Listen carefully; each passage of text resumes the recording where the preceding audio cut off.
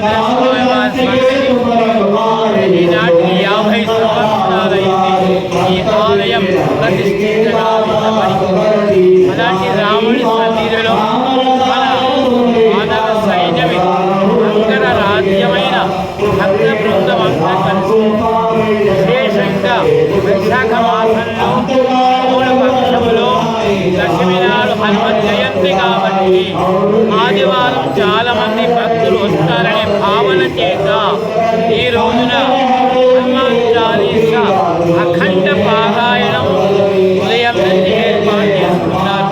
వచ్చిన బంధువులందరికీ కూడా తీవ్ర ప్రసాద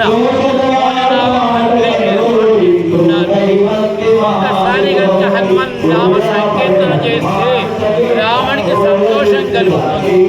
రాముడికి సంతోషం కలిగితే రాజ్యమంతా సుఖంగా సంతోషంగా ఉంటుంది. లోక సమస్త సుఖినో భవంతు కాబట్టి అందరూ బాగా ఉండాలి కాబట్టి మన భక్త బృందమంతా అఖండమైన హనుమాన్ చాలీసా పారాయణాన్ని ఈరోజు ఏర్పాటు చేసుకున్నారు. అలాంటి కార్యక్రమానికి వచ్చిన మీరు ఈ సోషల్ మీడియా వాళ్ళందరికీ కూడా ఈ సంవత్సరం మొత్తం కూడా మీకు అత్యంత వైభవపేతంగా మీ యొక్క ప్రచారం